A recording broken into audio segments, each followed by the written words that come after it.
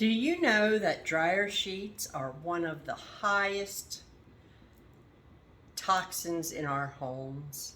You're breathing it in, it's all over your clothes. Our skin is our biggest organ. It's absorbed through our skin when we wear our clothes. So I use dryer balls. And the wool dryer balls do an amazing job. And I make a spray with distilled water with, I put a pinch of salt in there, pink Himalayan salt. And then I put 30 drops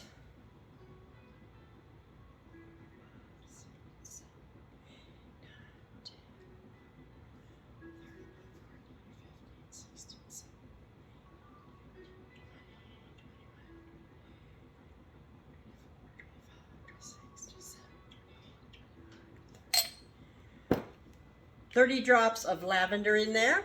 And you can use any scent that you would like. Shake it up.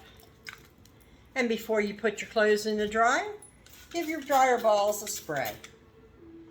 Oh, smells so good.